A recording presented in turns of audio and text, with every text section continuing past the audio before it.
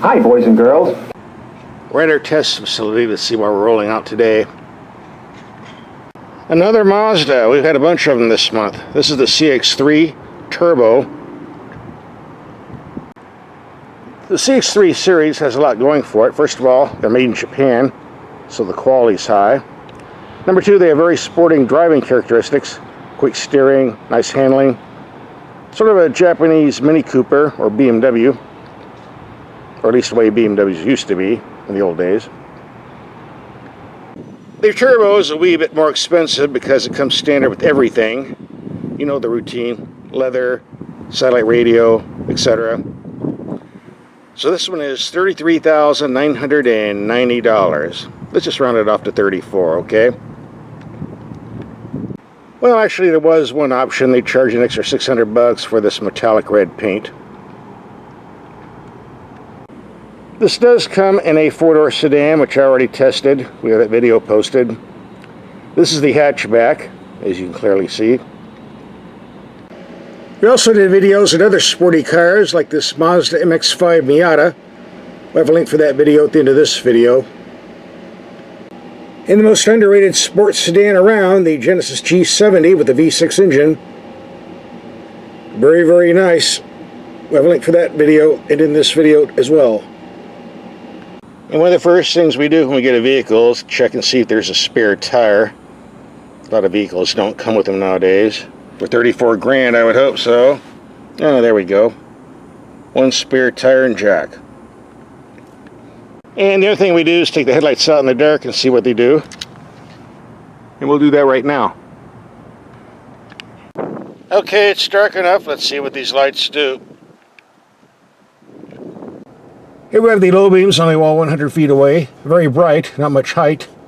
High beam, extremely bright in the center, but not so much on the sides. Here's what the rear camera looks like in the dark. Not the brightest I've ever seen, but still more than adequate. Nothing to complain about. Here we have the high beams on a fence 80 yards away, the building behind it 130 yards away.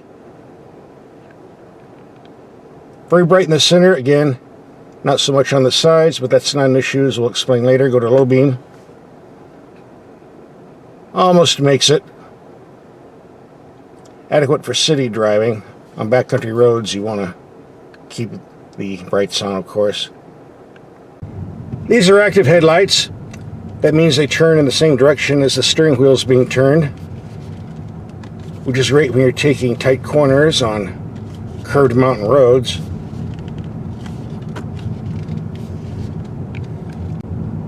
That's why it's not important to have a wide spread when you're going in a straight line, because you'll have a wide spread when you're taking the corners.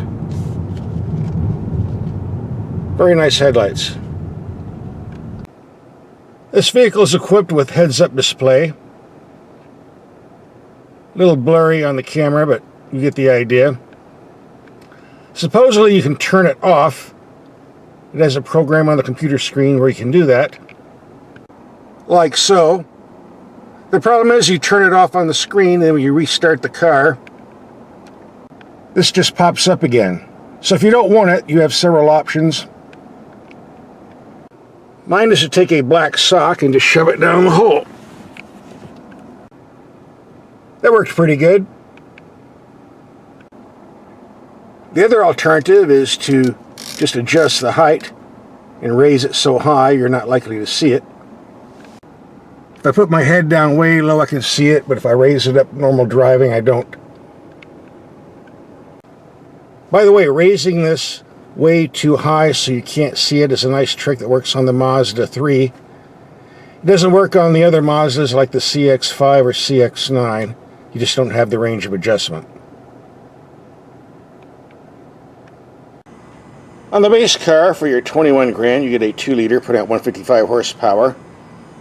That engine's been around a long time. For a few extra bucks, a 2.5 with 186 horsepower. But here we have the 2.5 turbo, 250 horsepower. If you use premium, 227 if you're cheap and use regular. hooked to a 6-speed automatic transmission. Fuel economy claimed 23 in the city, 32 on the highway. We'll find out soon enough. And Mazda is the only company in the world that provides cup holders for your drinks under the hood to keep your coffee warm. Yes, it actually does keep your coffee warm. That isn't what this was intended for. This is for the oil dipstick and the oil where you pour it in, but if you put your coffee cup in here, it will keep your drinks warm, provided the cup isn't too tall. Otherwise, it's going to get crushed by the hood, obviously. That's a flat cover. I wonder if it'd keep a pizza box warm. Haven't tried that. Let's take a peek inside. As expected, the second row seats do fold down if you need more cargo storage. The bodywork on the doors come all the way down here, so all the rocker panels keep nice and clean, so your pants don't get dirty when you're getting in and out on a wet, muddy day. The glove box has plenty of room for putting all your stuff. The 6-speed automatic uses a stick shifter. There's a sport mode switch if you're in a hurry. Paddle shifters on the steering wheel if you want to shift in a hurry without taking your hands off the wheel.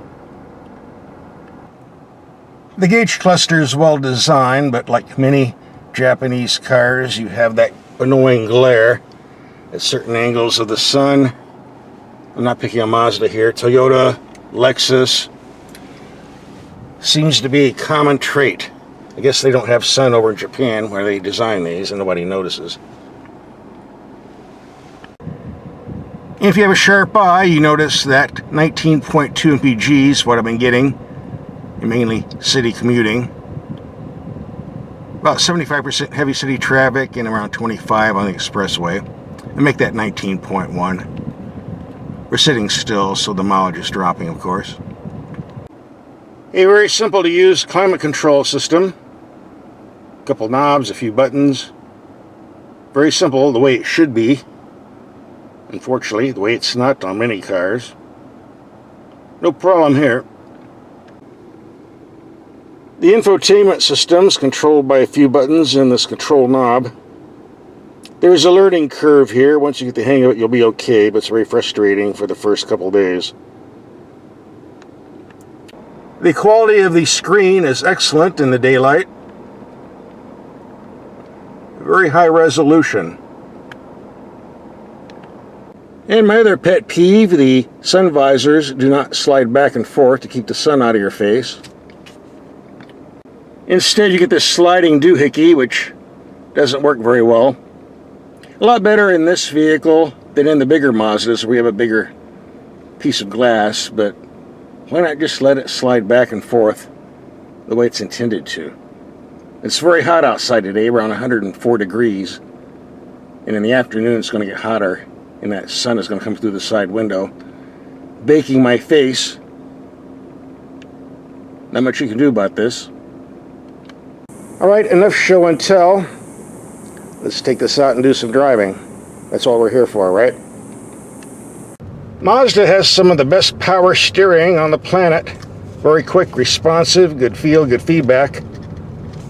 You'd never think it was electric. This is the type of steering we used to get in the older BMW Mercedes cars, but not as much anymore. Mazda did a very good job. As we do in all of our vehicles, we want to take some mild speed humps at 20 miles per hour. See how the suspension performs on impact. Here comes the first bump. Heard it. Didn't really feel too much. Number 2.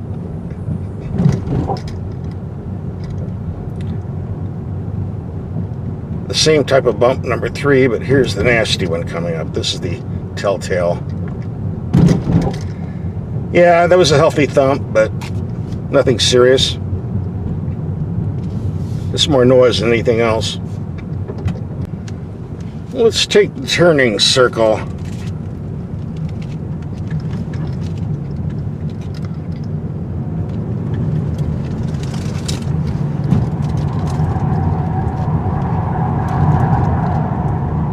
lot of noise, but it's hanging in there.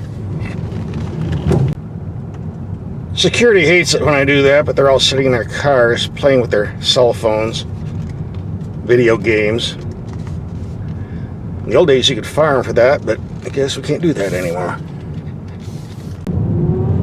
There wouldn't be any employees left. On a good day with some excellent premium fuel, this vehicle is capable of reaching 60 miles per hour in around 5.5 seconds. That's pretty brisk. Even if you're using standard, regular unleaded, which I think we are, it's still pretty brisk. Once that turbo kicks in, there we go.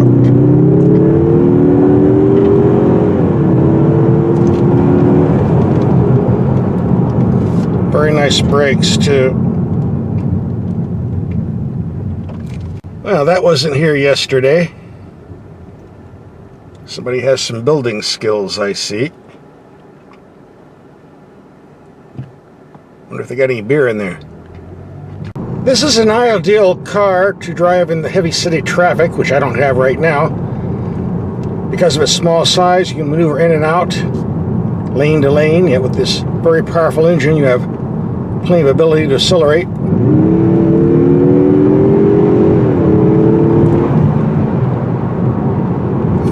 And very comfortable to drive. In a week of driving, I never got a chance to take this on a long highway trip.